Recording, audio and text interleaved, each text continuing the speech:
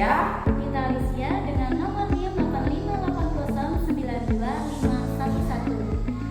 kami dari Salut Tumbang Titi. Di sini kami akan praktek praktikum IPA. Selamat Menyaksikan.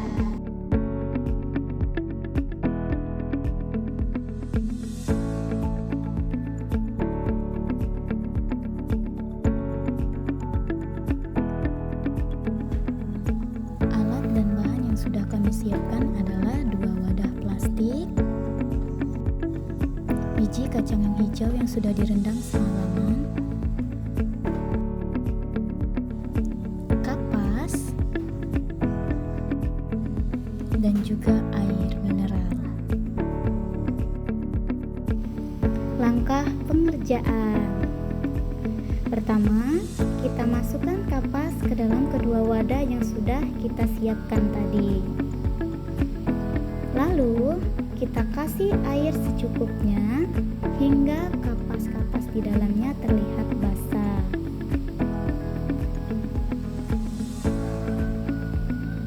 Lalu, kita masukkan kacang hijau yang sudah kita rendam semalaman ke dalam kedua wadah tersebut.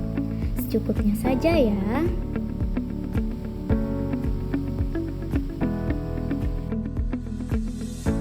Mari kita amati pertumbuhannya.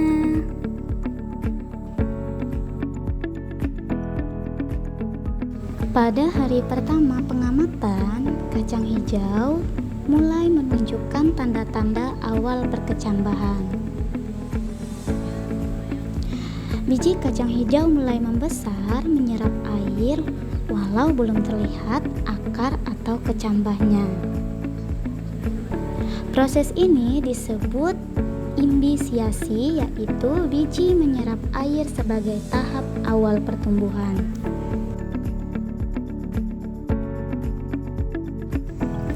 Pada hari kedua, biji kacang hijau sudah mulai tumbuh kecambah. Akar dan batang kecil terlihat keluar dari biji dengan panjang sekitar 1-2 cm.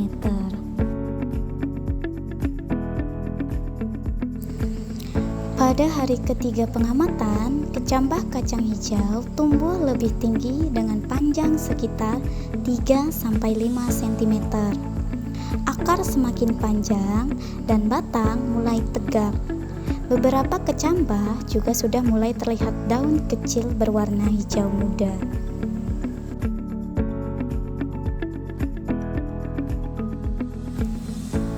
Pada hari keempat, kecambah kacang hijau tumbuh semakin tinggi dengan panjang sekitar 7-10 cm. Batangnya sudah mulai kokoh dan daun hijaunya terlihat lebih terbuka berwarna hijau muda. Pada hari kelima, kecambah kacang hijau tumbuh semakin tinggi dengan panjang sekitar 12-15 cm. Batangnya tampak kuat, daun-daun mulai terbuka lebar, dan warna hijaunya semakin jelas.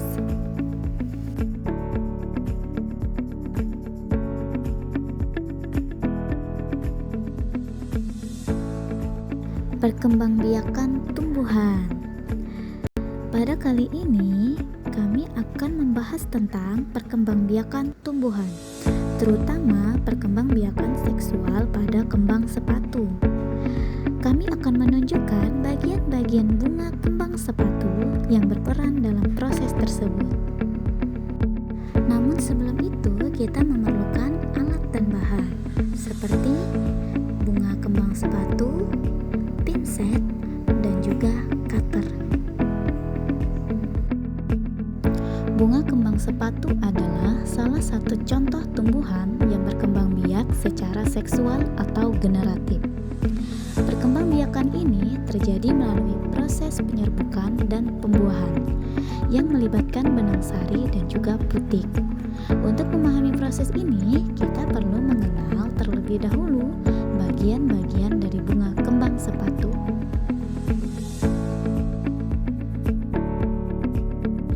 Di Di sini bisa kita lihat bunga kembang sepatu ada yang masih kuncup dan juga ada yang sudah mekar.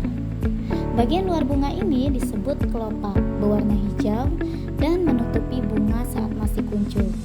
Fungsi kelopak ini adalah melindungi bunga sebelum mekar agar tetap aman dan tidak mudah rusak. Selanjutnya adalah bagian mahkota bunga. Mahkota berwarna cerah dan berbentuk lebar, berfungsi untuk menarik serangga agar membantu proses penyerbukan. Mahkota bunga kembang sepatu setelah kita hitung berjumlah 4, 5. Bagian selanjutnya adalah bagian putik dan benang sari.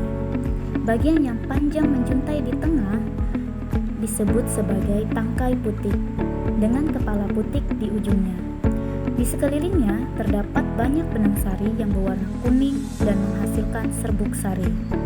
Putik dan benang sari inilah yang berperan penting dalam perkembangbiakan secara seksual, karena disinilah proses penyerbukan dan pembuahan terjadi. Bagian bawah kelopak disebut dasar bunga. Dasar bunga adalah bagian yang terletak di bawah kelopak. Bagian ini berfungsi sebagai tempat melekatnya semua bagian bunga, seperti kelopak, mahkota, benang sari, dan juga putik. Di sini, kita akan mencabut bagian benang sari dari bunga kembang sepatu. Benang sari merupakan alat kelamin jantan yang menghasilkan serbuk sari. Dan setelah kita hitung, ternyata benang sarinya ada 83 buah. Kita akan membuka mahkota dan juga kelopak bunga untuk melihat bagian apa saja yang ada di dalamnya. Di bagian di dasar bunga terdapat bakal biji yang merupakan tempat terjadinya pembuahan pada tumbuhan. Setelah kita belah menggunakan cutter, terlihat jelas bagian dalamnya. Di situ terdapat putik yang memanjang dari dasar bunga hingga ke ujung. Di bagian bawahnya terdapat bakal biji, dan disitulah proses pembuahan pada tumbuhan akan terjadi.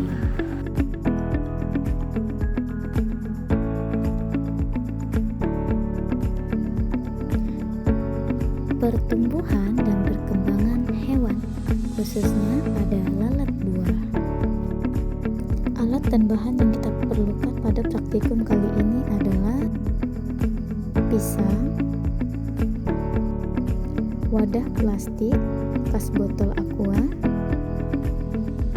cutter, dan kantong plastik. Langkah pertama, potong pisang menjadi beberapa bagian.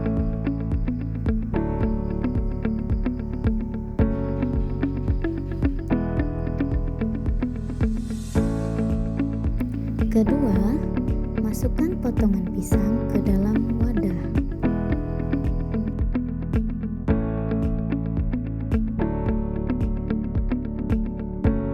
Setelah itu, wadah dibiarkan terbuka dan ditunggu hingga lalat buah datang.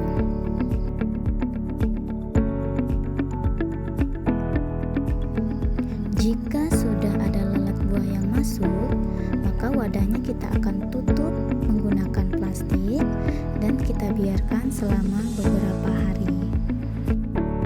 Setelah beberapa hari, terlihat banyak lalat buah di dalam wadah.